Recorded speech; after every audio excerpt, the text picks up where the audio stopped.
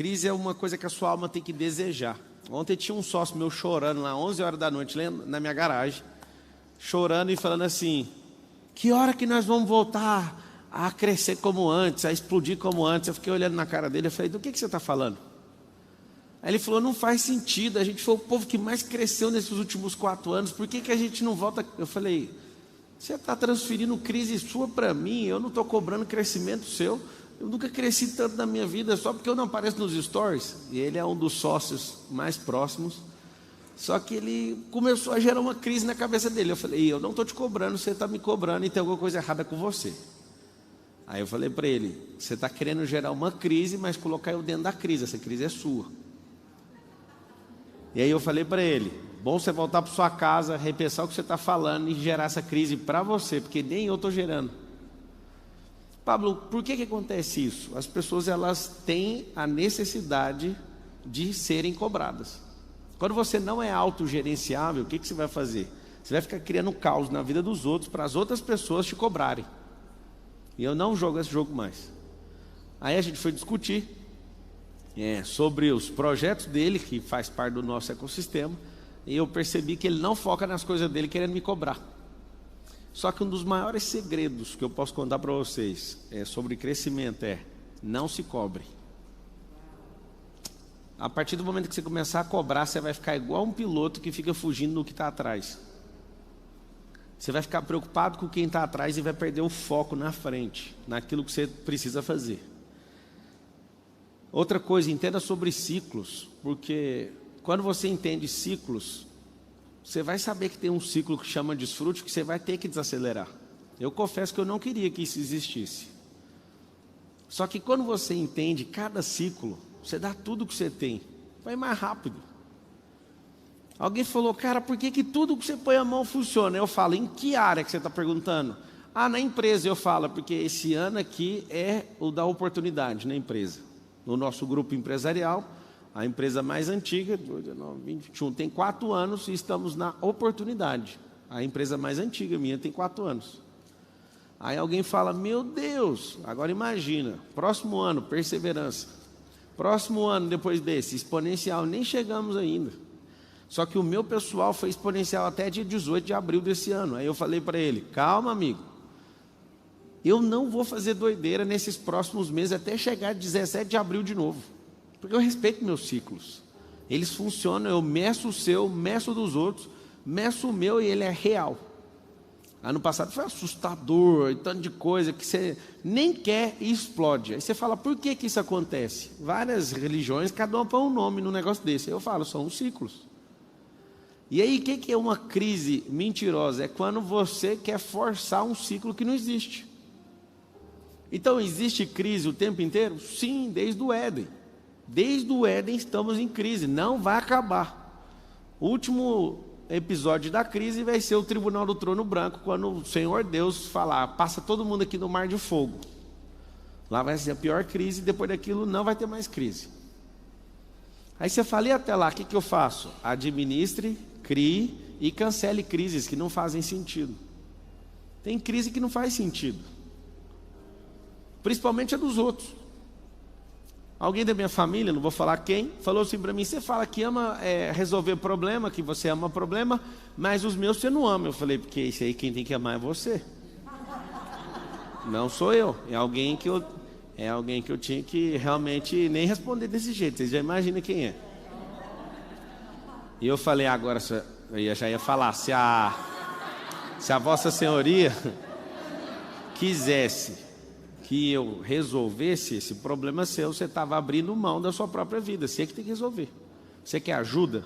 Quero. Então faz isso e isso. Não, mas não é tão simples assim. Então esquece o que eu falei. Faz do jeito difícil. O que você tem que perceber? A gente vai estar sempre em crise. Ou na crise dos outros, ou na nossa. Eu vou te falar: é muito mais barato viver na sua própria crise. Muito mais barato. Porque você sabe até onde ela vai, você sabe o que você está fazendo. E quando você instaura a crise, não tem cobrança, mas tem pressão. Eu estava agorinha treinando de kart, aí começou a chover. Aí eu vi todos os pilotos parando de correr. Eu falei, é tudo que eu mais quero. Eu quero alugar um caminhão-pipa para ficar molhando a pista, para eu ficar bom na chuva. Aí eu comecei, acabei de sair agora. Estava treinando agora. E aí o Nésio, que é bom pra caramba também, na chuva não consegue nem me ver. Eu vou embora. E aí eu paro, falo, vem, encosta aqui para você aprender. Não é do jeito que todo mundo faz, tem que fazer outro traçado. Aí eu descobri que tem 3 pistas dentro de uma pista por causa da chuva. A Crise fez, eu vou falar, o cara está bem aqui no camarim, mas não estou nem aí para ele. O Marcos Vilela parar de correr, aí dizendo ele que correu depois que eu fui embora. Faz todo mundo parar porque vira um sabão a pista. Virou uma crise. Só que eu vou te falar, a crise não é a pista molhada, a crise é a sua cabeça ficar com medo de rodar na pista molhada. A crise é sobre você, é igual a matemática. A matemática não é o problema na real é você ter assistido muita malhação e não ter desenvolvido o raciocínio lógico. E aí você culpa a professora, você culpa o MEC, você pode culpar eles também. Só que, na verdade, o maior de todos os culpados é você, que você não quis desenvolver. Pablo, mas eu não tenho culpa. Talvez alguém te bloqueou também de aprendizado. Só que a culpa é sua, porque você tem que resolver. Ninguém vai resolver por você. Pablo, você não sabe o que meus pais fizeram comigo. A culpa também é sua. Aí você fala, mas foi eles que fizeram. Pois é, mas você já é adulto, era para você já ter resolvido. Se fosse o Miguel reclamando do pai, tudo bem. Mas você já é adulto, você tinha que resolver isso aí. Então, quando eu vejo todo mundo desesperado, é onde eu me alegro, que eu sei que todo mundo vai aumentar a tensão, vai ficar se cobrando, vai tirar o pé do acelerador, vai pisar demais no freio. E aí, essa pista molhada, ela me chama a atenção, porque o Ayrton Senna, no cartódromo de São Paulo, ele tomou um baile e ficou em último lugar uma vez numa corrida. E aí, depois ele ganhou um apelido de o Rei da Chuva. Por quê? O dia que ele perdeu, ele soube o que fazer com aquela energia. Ele falou para ele mesmo, nunca mais ninguém vai ganhar de mim na chuva. Lá em Interlagos, no dia da Mercedes-Benz, que a gente corre, na C300, eu vejo a tensão de todo mundo, vai chover, dá para ver assim, um medo na cara dos pilotos. E eu dando risada, e eu nunca tinha corrido na chuva. Eu fui correr na chuva, eu estava correndo praticamente o mesmo tempo da pista seca, eu não estava entendendo nada, do tanto que a minha cabeça estava viajando. Porque eu não vi crise naquilo. A tensão, a cobrança faz você olhar para as coisas e tirar o pé e ficar morrendo de medo. Ah, pandemia, na moral, vocês vão falar isso até que dia? Vocês parecem que esqueceram que teve influenza esses dias? Vocês parecem que esqueceram que tem um cavaleiro amarelo, que é o de doença lá em Apocalipse, que quando ele for solto, essas pandemias nem saem. Vocês vão ficar falando disso até que dia, para justificar a má gestão de vocês com as empresas? Vocês vão ficar falando disso até que dia para falar que você largou da sua esposa ou do seu marido por causa da pandemia? Na verdade, você não gostava dessa pessoa, aí teve que ficar muito tempo com ela e comprovou isso. Antes você estava fingindo. Quando alguém fala, eu quebrei na pandemia, eu falei, essa é a história que você conta para o seu pai e para sua mãe. Para mim, não. Porque pandemia é pista molhada. Era só mudar o traçado, caralho. Isso é coisa da sua cabeça. E sua mãe, que é mais bobo que você, porque deve ser isso, né? Que ela te instruiu. E você deve ser um bobo e ela deve ser um pouco mais bobo que você. Você melhorou um pouco. Mas ninguém acredita nessa história sua. Eu sei que alguns de vocês estão aqui com raiva agora. Mas a minha empresa quebrou por causa da pandemia. Não, é porque molhou a pista e você parou de correr. As pessoas não iam mais na sua empresa, você tinha que usar a internet para chamar a atenção delas. É só isso, era mudar o traçado. Então tem as 3 coisas que você vai notar nessa crise. Tem uma coisa que é absoluta. É pressão. Quem põe pressão em você? Eu tenho certeza que vários, talvez 99% de vocês. Existem pessoas que chegam perto, você gagueja. Eu também já fui assim. Você fica bobo, você não consegue nem conversar. Hoje eu parei num lugar, aí alguém falou, eu sou o PLD. Aí eu falei, nossa, que massa. Aí você fez o MVP, o cara não estava com nem de conversar comigo. Aí eu falei, amigo, você não fez o MVP. Você vai ficar nervoso é por causa disso, né? Aí não, é porque é você. Eu falei, você assistiu a aula de bater seu crânio e o meu no meio fio, para você saber que nós somos igualzinho? Ele, não assistiu essa aula não. Eu falei, então você é PLD mesmo, certeza? Não fez o MVP e está nervoso na minha frente. Você sabe o que é isso? Você vai ficar nervoso na frente dos outros quando a pressão que você deveria ter exercido sobre você não for o suficiente. Na hora que você parar na frente de alguém muito importante na sua cabeça, te chamar tanta atenção que você vai tremer. Eu sei que alguns de vocês são assim, eu já fui. Aí eu comecei a perceber, eu preciso pôr pressão em mim. E quando eu comecei a pôr pressão em mim, Pablo, como é que são essas pressões? Decisões que você vai tomando. Decisões de renúncia, decisões de over-delivery, que é entregar mais do que precisa. São decisões que vai elevando a pressão. Se o seu personal trainer falar, faz 15, e ele olhar para a cara dele vai dizer para você se você tem que fazer over-delivery ou não. Aí ele fala, vai, só mais um, tipo com dó. Aí você entrega 2 ou 3 a mais e fala para o seu corpo, toda vez que eu sentir que eu estou sendo desprezado por alguém que está me instruindo, você vai pagar caro. O que eu quero que você entenda é o seguinte, a pressão não pode vir de fora, tem que vir de dentro. A pressão só vai vir de fora quando o lado de dentro for fraco. Então você tem que acordar todo dia, acorda a hora que você quiser. Um monte de gente fala, a hora do sucesso é às 4 da manhã, às 4h59 da manhã. Eu confesso para vocês uma coisa, não muda nada na sua vida. Porque se for para você ficar com a mesma energia acordando cedo, você só vai ficar com sono durante o dia e acabou. Agora, se você for entender de frequência, acordar cedo é pôr pressão. Como que põe pressão acordando cedo? Você acorda cedo, você tem que dormir mais cedo, já começou a pressão. Não dá para você acordar mais cedo dormindo tarde. Então você acorda mais cedo, você puxa pressão. Aí acordou mais cedo, vai fazer o quê? Nada, aí a pressão diminui.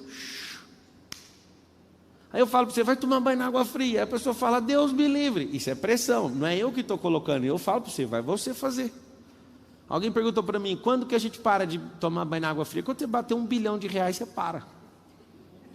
Nem riu, porque você não acredita que você vai bater.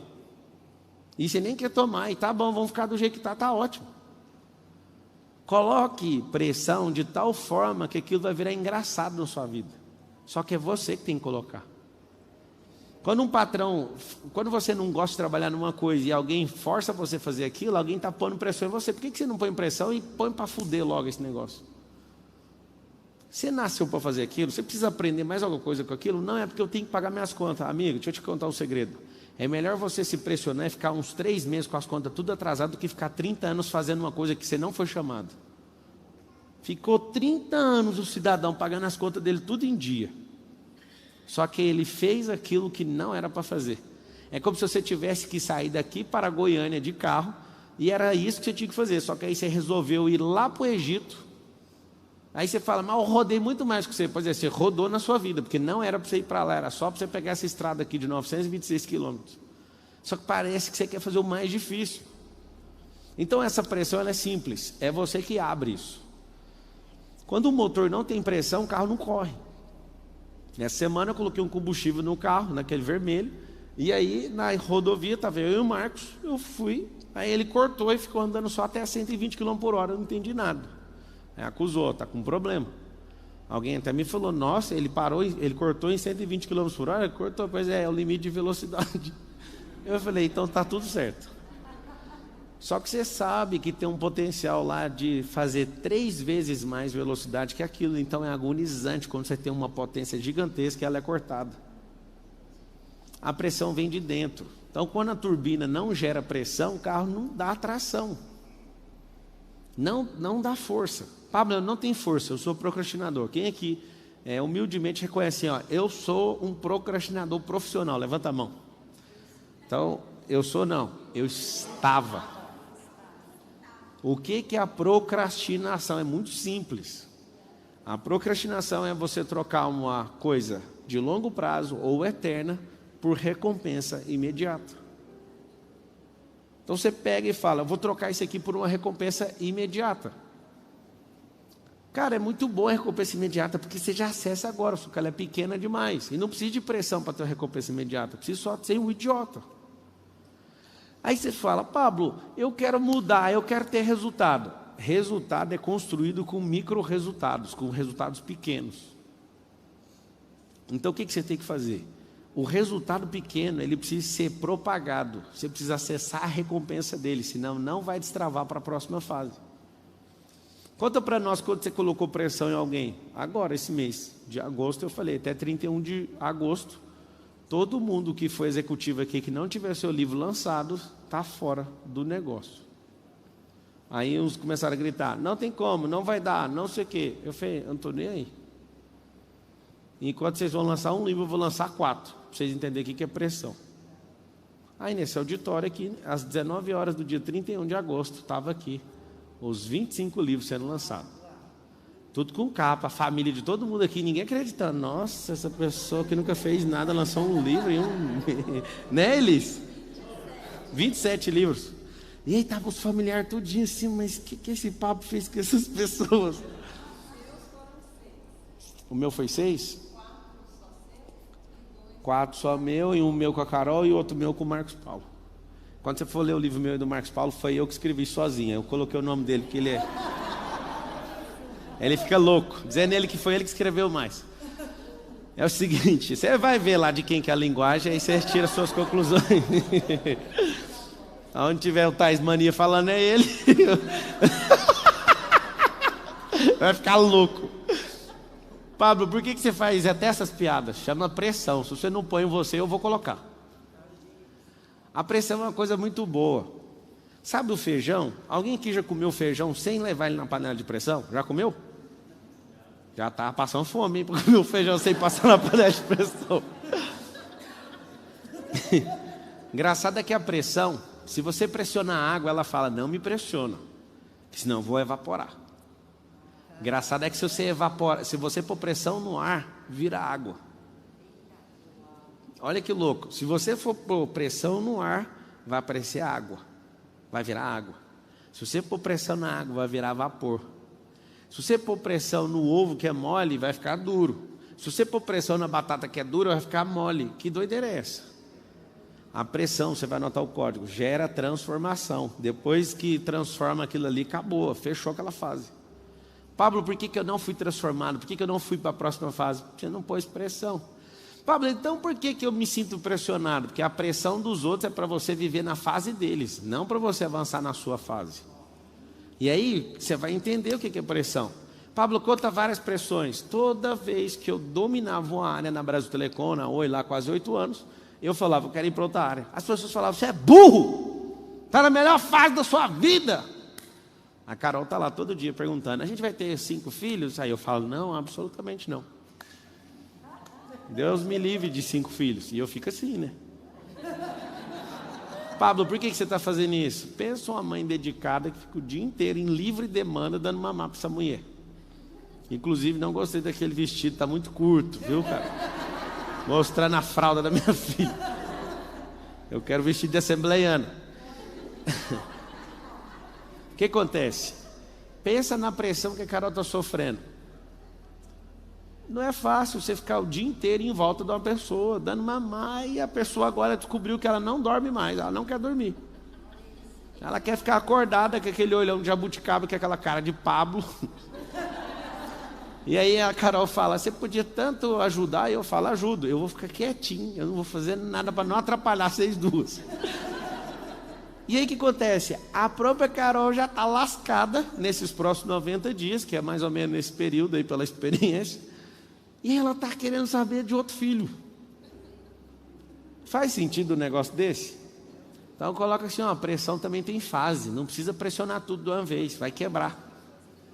Não dá para pressionar toda a suspensão do carro, todo o câmbio, todo o motor, tudo de uma vez, vai quebrar o carro. Então o que eu fico fazendo? Que isso é sabedoria para você que é homem. Você quer ter mais filho com a sua esposa? Não, quando chegar um, fala, não, nunca mais nós vamos mexer com isso.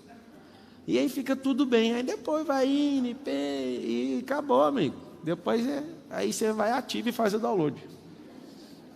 A maturidade é uma pressão que já mostra cada fase da maturidade é uma pressão. Sim. Amamentação, depois vem a criança que Sei.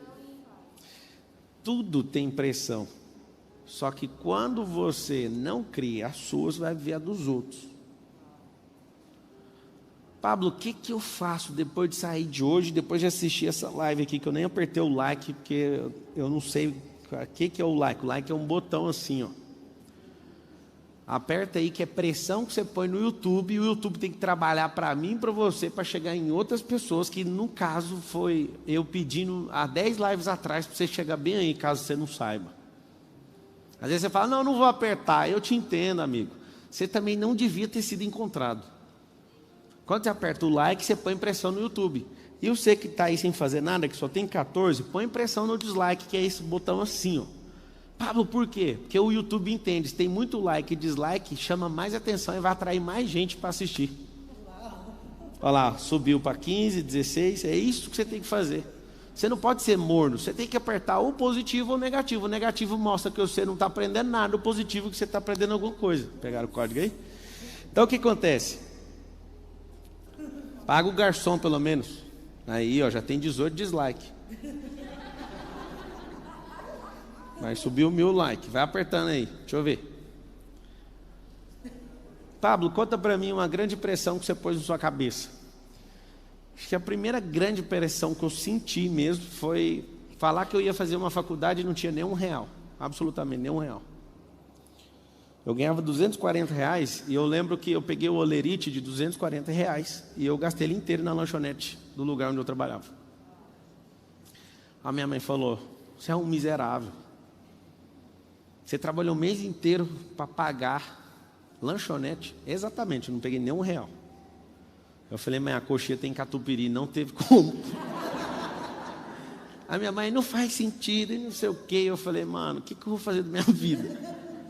A primeira pressão é ganhando isso, imagina, ganhando isso. Na verdade não é, eu tinha 16 anos, eu entrei na faculdade com 18. Com 18, eu estava ganhando outra coisa, que era R$800, eu desmontava e montava computador. E aí eu dava dinheiro para minha mãe, logo não sobrava nada, que era eu, minha mãe e minha irmã. E eu só queria fazer a faculdade. Sabe o que acontecia? Eu não tinha o dinheiro. E aí eu fui lá sem dinheiro e falei, vou entrar nessa faculdade. Enquanto eu coloquei meu nome lá, que eu passei no super vestibular da Universidade Paulista. Né? Eu não consegui passar na Federal, graças a Deus. Oh, Jesus, obrigado. Eu zerei biologia, não sei explicar como. E aí o que aconteceu? Eu fiz a inscrição. Era exatamente o valor da inscrição, mais o meu vale transporte, que eu estava acabando de descobrir, porque eu ia entrar na Brasileira no mesmo dia. Eu decidi, eu vou entrar nisso. Eu liguei, pai, o senhor pode pagar? Não. Alguém pode ajudar? Não. E todo o dinheiro era comprometido para comer, para bancar a minha casa lá. E aí eu falei para minha mãe, olha, eu vou fazer essa faculdade. Minha mãe, não faz isso não sei o quê. Eu falei, não quero saber. Foi ali a primeira pressão. Quando eu decidi fazer, eu estava saindo da faculdade com o papel na mão, para pegar o boleto e pagar. Eu não tinha nenhum real. Eu olhei para o outro lado da rua, vi um monte de gente. Aí eu atravessei a rua, a BR-153, pulei o guarda-reis, cheguei e falei, o que vocês estão fazendo aí? Ah, vai ter processo seletivo para ser atendente de call center. Aí eu falei, como é que vocês colocaram o nome aí? Ah, eles ligaram.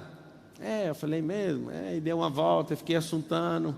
Aí vi um cara, meu nome está aí, não está não sei o quê. Eu falei, meu nome também está aí não, coloca aí. Aí o cara colocou meu nome, me chamou.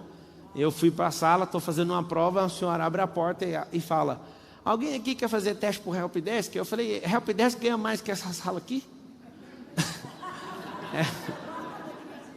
Anota assim, fazer perguntas aumenta a pressão. Você vai descobrir coisas novas. Ela falou, ganha. Eu falei, eu vou. Aí fui. Cheguei lá, fiz tudo. Eu fui promovido antes de ser contratado, para você ter uma noção. E aí, eu passei naquilo. R$525. Peguei aqueles R$525. Não dava para pagar a mensalidade da Unip. Aí eu peguei o Vale Transporte. E aí eu não usava o Vale Transporte, ia a pé. E até comprar uma bicicleta. E depois eu comprei essa bicicleta com um pedaço também das xerox que eu fazia, dos trabalhos para os amigos. E aí eu fui para essa faculdade, fiquei lá 5 anos na faculdade de Direito. Aquilo foi uma grande pressão. Eu lembro um dia que um amigo meu me chamou, você quer empreender fazendo show comigo? Eu falei, quero. Aí eu fui, usei todo o limite do meu cartão de crédito. R$2.000. Aí eu pus e ganhei 30 mil. Só que eu trabalhei 60 dias sem parar. Aí eu ganhei esse dinheiro. Quando eu ganhei esse dinheiro foi muito massa. Esses R$30.000 eu somei com um pouco que eu já tinha juntado e comprei um apartamento à vista para minha mãe. E a primeira coisa que eu fiz de grande aquisição foi um apartamento, e não foi para mim, foi para minha mãe. Inclusive esse apartamento minha mãe nem mora, ela tem ele de renda hoje, porque ela mora em outro que eu dei para ela 4 vezes mais caro. Só que eu quero te contar uma coisa, eu nunca lembro de nenhum ano, de 2004 para cá, que eu fiquei sem pôr pressão em mim mesmo. Eu falei, esse ano eu vou ler 100 livros, eu não consegui bater os 100, eu li 86 em 2006. Eu lembro que eu falava, eu vou crescer esse ano na empresa, eu crescia. Esses 7 anos e meio, né, quase 8 anos, eu cresci 5 cargos verticais. E no dia que eu falei assim, ó, eu estou aqui num cargo muito máximo, mas eu quero sair, foi a pior pressão de todas. O dia que eu não quis mais o escritório que eu tinha montado de advocacia com grandes amigos, foi uma grande pressão que eu coloquei em mim mesmo. O dia que eu realizei meu sonho de comprar um carro, acho que o único carro que eu realizei o sonho de comprar foi o Jetta, o resto não foi nada de sonho, eu nunca consegui comprar o carro do sonho. Aí eu fui crescendo, eu esqueci desse negócio de carro, aí depois ficou tão exponencial que não deu para voltar nos carros do sonho, que eles ficaram muito pequenos. Mas eu lembro bem, eu comprei esse carro, esse Jetta, eu acho que ele foi R$63 mil em 2011. Aí eu vi uma oportunidade de trocar ele numa sala para dar aluguel, para eu ganhar esse aluguel. E até hoje eu ganho aluguel dessa sala. Eu peguei esse Jetta, juntei, fui lá, fiz uma proposta na metade do preço na sala dentro do shopping, troquei, fiquei sem um carro dos sonhos. Pablo, mas era o carro dos seus sonhos. Pois é, depois que realizou não precisa ficar mais com isso. Aí eu fiz virar renda um carro que só dava despesa todo mês. Aí eu fui andar com um carrinho de 10 mil contos, mas estava feliz lá ganhando meus R$1.500 de aluguel todo mês daquela sala. Não dá para falar sem microfone por causa da transmissão. Se for falar, pega o microfone e segura. Quando eu tiver no entendimento, espera um pouquinho. Tá, espera só um pouquinho aí e já deixa o microfone, faz assim, ó, vê se ele está funcionando, agora você entra. Então, eu lembro bem das coisas que eu ia fazendo e eu ouvi algumas pessoas que eu amo dizer, o Pablo não para com nada. Eu quero que você entenda uma coisa, você não precisa parar com nada, você precisa construir o tempo inteiro. Porque parar com barracão, parar com chevette é uma coisa que não faz sentido. Parar com gol quadrado, parar com casa de 3 quartos, você não precisa. Essa teoria de parar, ela é da estabilidade, e quem é da estabilidade não tem pressão. Se as pessoas que passarem em concurso público e estudaram 3 anos seguidos para fazer isso, se elas continuassem estudando, vocês acham que elas iam parar onde depois de passar no concurso público? Eu não consegui entender como alguém que pressiona a si mesmo durante 3 anos para passar num concurso, pega um salário de 20, 30, 50 mil reais e aí estaciona. Amigo, você não pegou o código da pressão, por que você não continua estudando até você achar os milhões? Não tem como você não entender isso. Ela pôs pressão só para entrar no nível 2 da estabilidade, aí depois ela não se pressiona mais. E aí quando alguém muito doido entra no serviço público, a pessoa quer ser eficiente, vai falar, não faz isso não, senão vai atrapalhar todo mundo. Fica aí quietinho, aí baixa a pressão de quem tem a pressão ferrada. Então, Pablo, de verdade, o que é a crise? Eu vou te explicar. É quando a pressão da confiança cai. Quando as pessoas param de confiar em você, vai vir uma crise, a externa. Mas a pior crise de todas é quando você para de confiar em você. Quando você parar de confiar em você mesmo, vai instaurar uma crise sem precedentes dentro da sua alma. Pablo, como que faz para parar de confiar em mim? Simples. Não resolva seus relacionamentos. Segunda coisa, desfale as coisas que você fala para os outros, os seus compromissos. Terceira coisa, começa a comer doidado, que você vai ver a fadiga que vai te dar no corpo. Para de fazer exercício. Não se envolva com esporte. Não tenha um hobby. Faça nada. Aí você vai ver a crise de confiança. Você até o espelho vai olhar para você e vai distorcer a sua imagem. Você quer falar? O microfone tem que estar ligado aí, gente. Aperta o botão. Ajuda ela aí, por favor. Tá ligado? Pablo, o Criador coloca pressão sobre a gente quando quer algo. Puxa só um pouquinho esse negócio aí. O Criador coloca pressão sobre a gente quando quer algo da gente. Só você cantar aquela música assim, ó.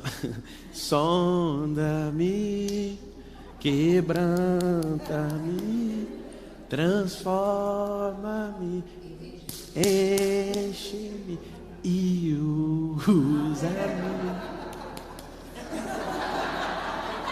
Essas músicas eu nem canto mais. Eu já vi que o ROI delas é pequeno. Tô falando sério. Eu tenho muitos anos que eu tô lá na igreja, eu vejo cantando a música, todo mundo muito empolgado, eu falo, Deus, eu não vou cantar essa não, que essa aí dela é aquela. É muito fácil você falar para alguém invisível que você sabe que não vai te cobrar antes da meia-noite, entende? Só que você está criando energia. E ele fala, mas você não me chamou para quebrar você no meio? Quero ser usado da maneira que te agrada, em qualquer hora e em qualquer lugar. Vai ali no Egito. Não, Egito não. A letra dessa música é assustadora. É linda essa música. O problema é que ela produz um efeito colateral pesado. Fala.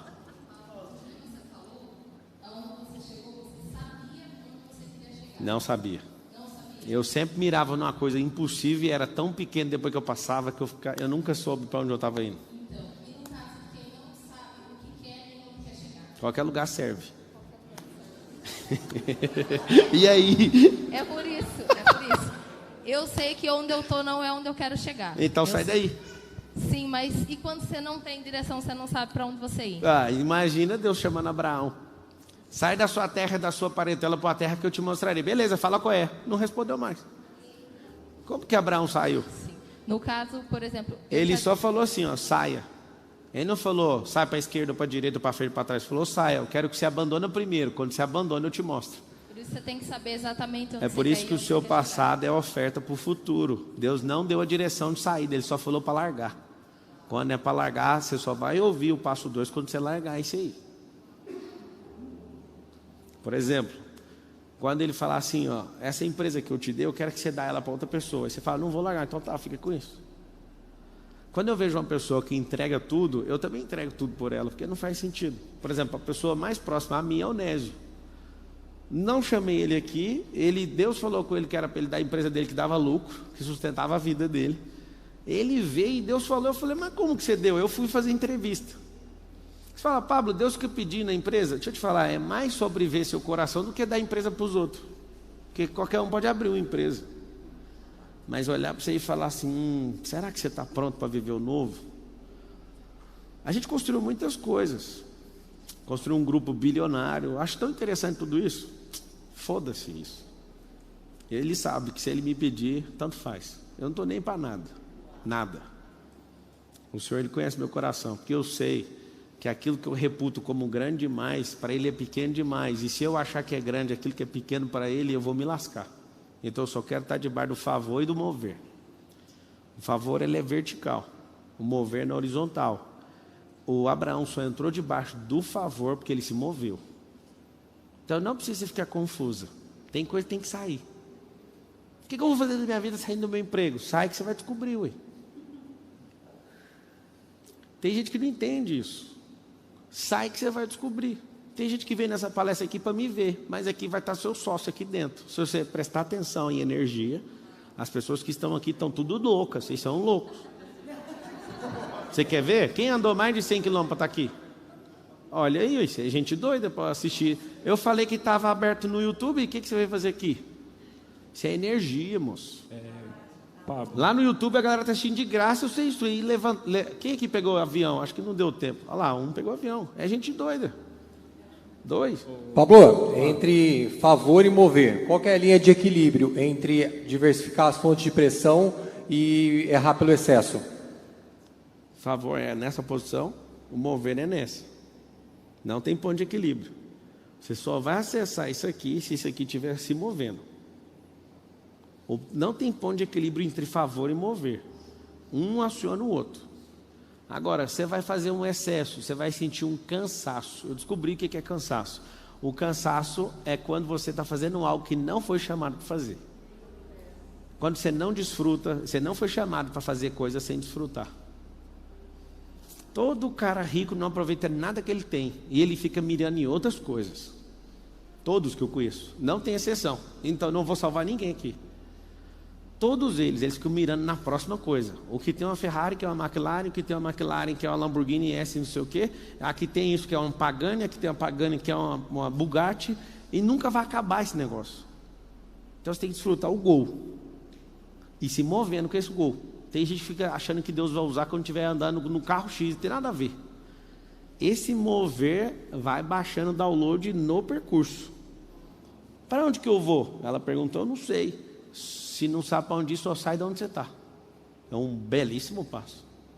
E aí você se concentra na próxima frequência, na próxima fase.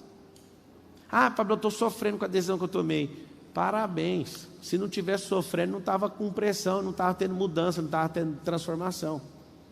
Tem que sofrer mesmo. Mas está normal sofrer a vida inteira? Não. Porque depois do ciclo de sofrimento tem outro ciclo, tem um de descanso. Pablo, Fala no microfone. Pablo, eu Keila Cordeiro. estava numa frequência de morte assim, há uns 2 anos. E faz 3 semanas que eu comecei a ver o seu material. E eu Fala saí um da pouquinho minha... próximo do microfone, isso. E eu Como é que saí você da chama? minha Janley. E eu saí da minha ajuda de custo segunda-feira, de uma estabilidade que eu tinha 8 anos, e chutei o pau da barraca sem garantia Eu nenhuma. adoro quando alguém entende, você não falou salário, você falou ajuda de custo. Eu já aprendi isso nas 3 semanas. Inclusive já sou CDR também. Muito E bom. aí, o que acontece? Eu tenho 90 dias para me lançar e o recurso que eu tenho é uma experiência de 10 anos de mercado para produzir qualquer tipo de aplicativo e ferramenta web.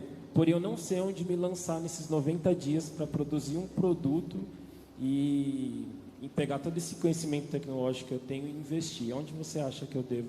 Então, você tem um conhecimento que um monte de gente está caçando. Muito interessante. E tem gente aqui dentro balançando a cabeça assim, nossa, ele é o cara que a gente vai.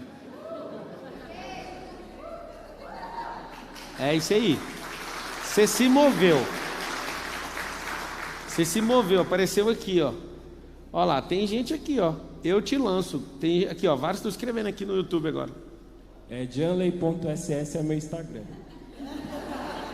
Você tem que fazer igual a televisão, tem que repetir pausadamente, que senão não dá para pegar. Janley.ss. Eu não sei o que você falou. J-A-N. Esse aí é o problema. O cara se move, aí na hora de falar ele não fala direito e ninguém pega e morre a oportunidade que ele mesmo criou. Foi ele que criou. JANLEY.ss. Amigo, não ia achar nunca isso aí. É Janley. Tem um... É bem exótico. A advogada dela tá ali. Advogado dele. Janley.ss. A galera todinha tá digitando no YouTube agora. Amigo, se não virar nada, fazer o quê, né? Depois disso... Troca o nome se não virar nada. Olha lá, eu tenho um produto. Você é casado? Trouxe e envolvi minha Tá aí a esposa? É porque tem gente falando que eu te laço. Não, ele falou que quer lançar. Laçar já tem a dona dele ali já. Então o que acontece?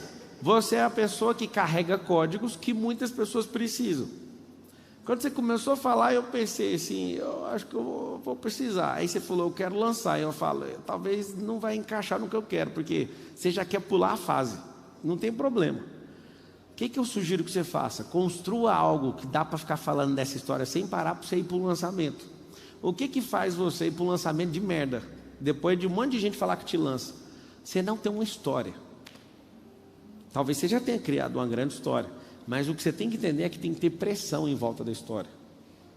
O que é? Anota aí, gente. Chama empilhamento de pressão. Por que os 12 maiores lançamentos do Brasil, 8 foi eu que fiz, junto com a nossa empresa PLX e o Marcos Paulo e o Júnior Neves?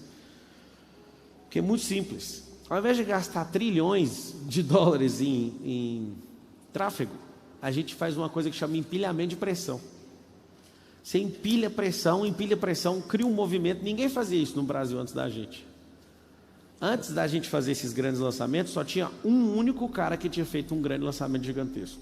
Ô Pablo, e se eu, por exemplo, fizesse uma proposta para você, que eu te dou o que você precisa na área tecnológica e você me entrega um pouco do que eu preciso através da sua experiência com lançamento?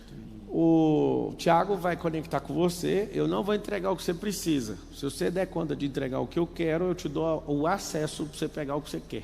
Tá perfeito. É diferente, senão você dá tarefa para mim, entendeu? Não, tranquilo. Cuidado com a palavra, porque dependendo do jeito que você falar, você desconecta na hora. O Thiago vai ver o que você dá conta de fazer. Se você der conta de entregar o que eu quero, eu te dou acesso para você pegar o que você quiser. Perfeito. Isso é tarefa minha não, isso é tarefa sua. Então você tem que entregar algo e eu te dou a senha para você acessar uma porta. Maravilha. Tá? Mas não vem me dar tarefa não. É igual um monte de gente que faz livro e fala, você pode fazer meu prefácio? Eu não vou mentir para vocês. eu não vou fazer. Mas se eu gostar de você e você for uma pessoa de princípio e valor, for meu aluno, qualquer coisa, um dia você vai mandar escrito para mim, eu vou ver se eu concordo. Mas eu nunca escrevi um prefácio, a pessoa manda o prefácio escrito. E é lindo o jeito que a pessoa se vê, eu sempre dou gargalhada nos prefácios. A pessoa põe eu escrevendo como, olha, ela é pessoa espetacular. Eu falo, corta espetacular. Ela não é espetacular. Nunca vi ela pondo pressão em si mesma, como que ela é espetacular? Pode tirar essas aqui, mas eu não escrevo. Então, o problema é seu. As duas pressões é para o seu lado. Pablo Marçal. Fala. Keila Cordeiro, como você disse. Não, eu encontrei aqui com o que eu gostaria, além de estar aqui para poder aprender de você. Eu te persigo, vamos dizer assim, desde a La Casa Digital, encontrei aqui com minhas 7 de setembro? amigas. Hã? Do ano passado? Desde o ano passado eu tentei e não foi certo, aí dessa vez eu juntei mais força e quase cheguei. Por fim eu entendi que não era no La Casa Digital, mas era no La Casa de Alphaville. Então, como Aí você mudou sabe, para cá? Mudei para cá e estou nessa pressão. E como você estava dizendo, eu me lembrei da nuvem do povo no deserto.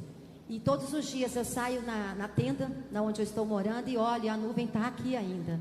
Então, qual é o maior conselho que você daria para alguém que largou tudo para seguir algo que está dentro do coração e que eu sei que está conectado com a mesma fonte que você segue? Se largou tudo, largou o medo, largou a ansiedade, largou tudo. É tudo mesmo que largou? Sim. Eu larguei tudo.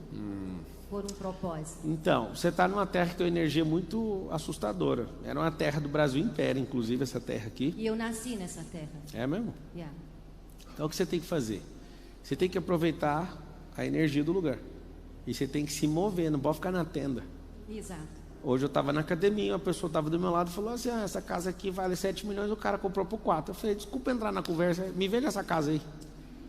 Que eu ouvi em qual Tamboré que é, o lugar e tal. E a pessoa, você quer comprar? Eu falei, quero. É porque na hora que ela falou de 7 por 4 é preço de leilão. Eu falei, eu quero essa casa. Aí eu já fiz contato, a pessoa já me mandou um monte de negócio aí, tipo assim, você está na academia. Esse lugar é muito doido. Sim. Só que e é o hoje seguinte, eu me movi. ele não faz nada sozinho. Exato. E Deus Isso me é disse, assustador. Deus me disse, saia do sótão onde você mora e vai para o hotel. Eu falei, não tem dinheiro para pagar, ele passa o cartão. Eu fui para o hotel. Quando eu entrei no hotel hoje, foi meu primeiro dia lá. E Deus me disse, o que você fazia nos Estados Unidos? Eu disse, eu era housekeeping. Eu limpava o hotel. Ele falou, hoje você não vai limpar o hotel. Hoje você vai ser hóspede. E eu falei, Deus, como eu vou pagar isso? Ele falou assim, você está obedecendo. E aí alguém me mandou que você estaria fazendo isso aqui. Eu passei o cartão de novo. E eu estou aqui. Eu estou acompanhando a nuvem. E eu sei que Deus tem um propósito para tudo aquilo que eu tenho na minha história. Para ajudar pessoas a saírem da religiosidade. Olha, e construir uma história. Teve um livro que eu li do Napoleão Hill, que eu fiquei com muita raiva dele. Ele estava fugindo, ele pegou o único dinheiro que ele tinha, dava para ele sustentar assim num quarto, uns 30 dias, 60 dias, ele pegou e comprou uma diária da mais cara que tinha. Naquele dia que eu li, eu fiquei com raiva, eu fechei o livro. Eu estava diante de uma grande oportunidade, que ia pegar todo o meu capital financeiro. E eu ouvi a história, eu falei assim, eu vou pagar para ver isso aqui.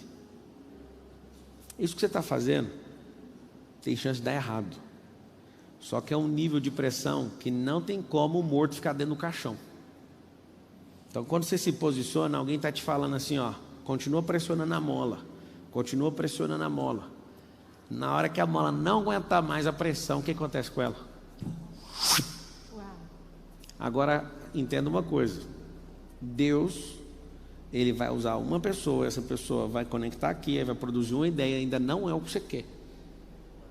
Aí você pega essa ideia e vai para o teste, e depois que vai para o teste, você pega o extrato do teste e fala, ajusta aqui, muda a rota aqui, aí que você vai achar o resultado. Então o que acontece? Hoje, aqui dentro tem uma pessoa que vai te ajudar. Não precisa de vitimizar, só relaxa. Você vai ver o porquê que você veio, o porquê que você tomou decisão. É uma decisão e você não pode frear as próximas decisões. Senão você vai ficar com medo. Aí vai voltar para o ponto zero. A maioria faz assim, tá? Obrigada. Só lembra disso. Obrigada. Pablo, Fala. marido empreendedor desorganizado, aqui. Empreendedor desorganizado, infelizmente. Esposa pé no chão. Qual conselho agora que ela está largando a CLT, nós temos acho que 20 dias que estamos te ouvindo. Tu já me incomodou pra caramba, tá mexendo muito com a gente e eu estou feliz por saber que ela está ouvindo algumas coisas que eu falava no passado, mas... Não, te ouve e me ouve. Porém, nós estamos vivendo um novo e essa expectativa muito grande de trabalhar junto, coisa que há um mês atrás eu falei para ela que eu não queria trabalhar com ela. Agora eu estou falando que eu não abro mão, eu quero trabalhar com ela e nós vamos aumentar a pressão. Você está jogando 10% do recurso fora. Você falou que é bagunçado. Só que se você entrar na exponencialidade, você vai se deparar com uma coisa parecida com bagunça, que chama desordem. E aí existe um balanceamento entre organizar e ordenar. Não tem problema nenhum na desordem. A desordem faz bem quando está crescendo. Assim é o átomo.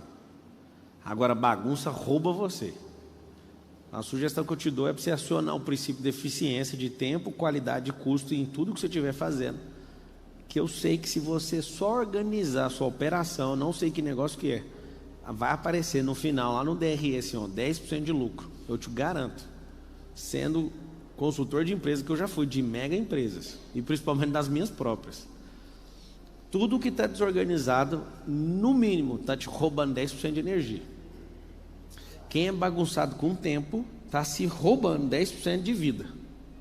Tudo que você tiver bagunça, vai entrar um saque. É um dízimo, lá para o inferno, de 10%. Se você for viver 80 anos, vai tomar quanto? 8 anos de vida. É muito doido isso. A bagunça, às vezes, com os seus medicamentos, bagunça, vai retardar a sua vida. Então, o primeiro passo, que vai trazer um ar novo, é como se fosse lavar a casa, é eliminar a bagunça. Cara, eu odeio bagunça. Só que para crescer do jeito que a gente cresceu, teve uma completa desordem. Bagunça não se comunica com desordem. Vou te explicar. Bagunça, numa obra, eu tenho tijolo esparramado em todos os lugares, e às vezes eu não acho e vou lá e compro mais tijolo e vai pôr no tijolo que não precisa. Então acabou de tirar uma parte do lucro da construção. A desordem é o seguinte: não tem como o canteiro de obra ficar parecendo uma estante. Uma coisa fica jogada aqui, outra coisa fica aqui, mas eu sei aonde que está. É diferente. Então estamos construindo uma casa, não dá para colocar em estante. Imagina uma obra onde a pessoa constrói um monte de prateleira para colocar todas as coisas, todas as madeiras, todas as pastas, tudo guardadinho numa obra. Se está num processo de edificação, fica uma completa desordem, mas não fica bagunçado. Se ficar bagunçado, vai ficar comprando, tendo recompra de coisas. Entendeu a diferença? Pablo. Fala. Aqui, sou o Jefferson. Eu tenho duas perguntas, né? A primeira é referente... Fala um pouquinho mais alto, por favor. Meu posicionamento, que eu, há 1 ano e pouco atrás, comecei... Antes eu achava que chegava um salário X no CLT, né? Que eu ainda estou CLT, era o suficiente. E aí eu me posicionei muito consumindo seus materiais na internet. Hoje eu já tenho uma empresa pequena ainda, mas crescendo através dos parceiros de segurança cibernética. Deixa eu te falar uma coisa, nunca chamou empresa de pequena. Ou você que é o dono tem uma visão grande ou uma visão pequena. O que você chama de empresa pequena é a fase inicial dela. Cuidado em chamar uma empresa de pequena, senão ela vai continuar sempre pequena. Obrigado. Quando a gente quer se posicionar na frente dos outros para assumir ou para mostrar a vergonha que a gente tem com a ideia que a gente estava executando, a gente tem essa tendência. Eu lembro do jornal chamar uma pessoa que tinha uma microempresa de microempresário. Aí depois o jornalista falou, não faz sentido chamar o autor de microempresário, sendo que essa é uma configuração de uma empresa e não da pessoa. A pessoa é um mega empreendedor, só que ela está no regime de microempresa. Isso é tudo questão de mentalidade. Nunca mais fale que a sua empresa é pequena. Você tem uma visão grande? Tem. Então a empresa só está na fase embrionária. Semente, embrião e ideia, tudo parece pequeno, mas carrega uma potência gigantesca. É sobre visão e não sobre fase. Lembra disso, senão você não cresce. Tá. Obrigado. Qual que é a segunda pergunta? A segunda questão é, eu já fiz um trabalho de teste de invasão aqui na plataforma, né? Invadiu. Já apresentei para o Nésio, já conversei com o Vilela, mas até hoje não desenvolveu. E eu vim aqui com esse objetivo de fazer essa pergunta para você, se você já teve acesso a esse material, porque eu gostaria de apresentar para você. Rapaz, eu queria era não ter gastado $10 mil para pagar para invadir uma empresa, e você fez de graça, eu gastei $10 mil. Eu fiz de graça. É. Ô, Thiago, conecta com ele aí para ver. Por favor. Obrigado por você ter me hackeado, viu? Obrigado. Posso perguntar? Pablo? Não, esses dias eu gastei $10 mil desafiando uma turma para acessar o sistema. Hã? Pois é. Vou pegar o Nésio Vilela, que você... Tá. Posso perguntar agora, Pablo? Hã? Posso perguntar agora? Pode. Alessia Saluara. É você que é a Alessia? Diretamente de Petrolina. A usina de Itaipu? Exatamente. Acabou de chegar do Egito. Acabei de chegar do Egito. Cheguei domingo. Eu tenho 2 perguntas, mas antes eu quero relembrar uma resposta que você me deu no meu Instagram. Eu perguntei, Pablo, eu serei milionária? E você me respondeu, vai. Em 10 anos, se continuar como você está, 5 anos se liberar a necessidade de aprovação, 3 anos se liberar acesso e fluidez, e 1 ano se radicalizar. Comprei 10 em 1, estou radicalizando, graças a Deus. E a minha coragem também de fazer as coisas. A pergunta é, todo mundo fala que eu tenho muita energia, que eu sou super acelerada, mas eu vejo que eu não canalizo bem a minha energia. Eu queria saber como canalizar melhor a minha energia e como saber se eu estou colocando a pressão certa para fazer as coisas que têm que ser feitas. O piloto que é o líder do campeonato que eu corro, da Mercedes, ele andou comigo há 2 semanas atrás. Eu ando 1 segundo atrás dele. A gente faz uma volta inteira, eu fico 1 segundo atrás dele ainda. Só que eu sou agressivo e meu carro aponta e escorrega um pouco. O dele não escorrega. 1 segundo está em não escorregar. O que é isso? Ele aprendeu a dançar como uma bailarina na pista. E eu sou um metaleiro com um volante na mão. Então me incomodou. E eu olhava para ele e falava, você é muito mais lento que eu. Só que ele desenha com tanta perfeição a pista que o carro não conversa com ele. Como que faz para um carro não conversar com você? Ele vai fazer o que você quer. Quando ele faz o que você não quer, ele está falando, ô idiota, acelera menos. O que você tem de problema eu já tive, e era grave. É pôr pressão demais na hora que tem que ser elegante. Então, tem que subir esse nível de nobreza, senão você vai ser aquela pessoa que vai querer falar sem parar. Eu fui assim também. É colocar pausas nas coisas, é não entregar tudo para pessoas que não tem que pegar. E eu tenho certeza que você faz isso. Passo demais. Passo demais, Pablo, exageradamente. Isso é jogar energia fora. Então é isso que você tem que fazer. Agora, o radicalizar não significa que você tem que falar sem parar, falar. Não é isso. Tem que falar para quem precisa de ouvir. Um monte de gente já falou, você podia ser 10 vezes mais famoso. Esse sócio ontem estava lá atrapalhando, eu dormi 11 horas da noite, 11h30. Você tinha que ser o Tony Robbins do Brasil. Eu falei, amigo, alguma vez você viu eu pedindo para a gente olhar alguém, para eu copiar alguma coisa de alguém? Eu vou continuar até a morte desse jeito. Eu não quero ser nada que tenha o nome de outra pessoa. O Senhor já reservou para mim quem eu sou. Eu tenho uma cadeira, ninguém nunca sentou na minha cadeira. Então você tem que pôr isso na sua cabeça. A gente modela as pessoas, a gente não quer parecer com elas. As pessoas no processo de modelagem têm um problema, elas querem ficar iguaizinhas elas. É muito feio isso. Então agora você vai para um processo de, continua na radicalização, colocar para dentro, fazer testes, mas é na elegância. A elegância faz uma pessoa doidinha igual você ficar um gênio, estou te falando. Eu também era um doidinho. Muito obrigada. Eu lembro das pessoas me chamando diversas vezes na Brasil, o Pablo é doidinho, as ideias dele é doidinho, sabe por quê? Porque elas pareciam longe demais da minha realidade. O doidinho é isso. Você começar a falar do céu, você vai ser um doidinho. Mas na hora que você baixar o céu na terra, aí você vira o apóstolo Paulo na geração, entende? Então, é isso. Tudo, tá? É nóis. Deixa eu responder alguém aqui no YouTube. Você que está no YouTube, escreve aí. Alguém escreveu assim, o Marcos Paulo acha que está desalinhado com o Pablo, né? Alguém mais acha isso? Não, o Marcos Paulo está no nível dele. O Marcos Paulo está no nível dele, ele é um jovem, tem 24 anos, né? Ele está assumindo várias pressões, ele cresce pra caramba e ele tem um coração muito bom. Não está desalinhado não. Um monte de gente cobra as pessoas que andam comigo para ser do meu jeito. Não precisa, ele tem que ser do jeito dele. Deus chamou ele para ser do jeito dele. Ele é muito querido. Alguém falou, estou sempre cansado, está fazendo coisas. que não deveria estar fazendo. Como participar dessa live ao vivo aí? Da live você já está, né? Você está falando aqui no prédio. Quando tiver oportunidade, você compra o ticket e aparece aqui.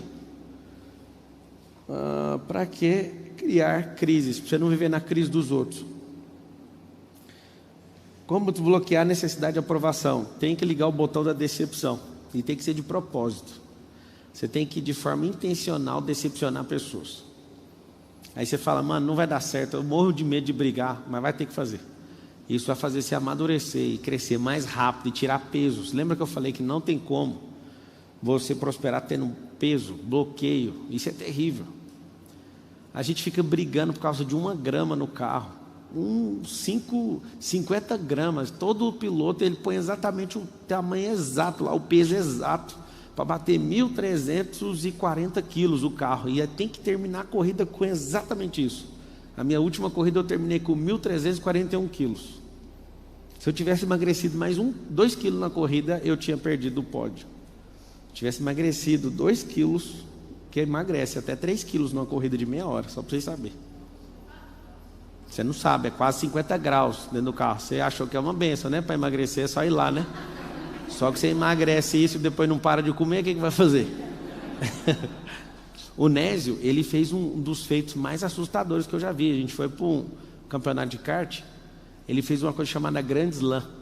Grand Slam é quando você no treino fica na pole position, ele liderou todas as voltas e ganhou a corrida.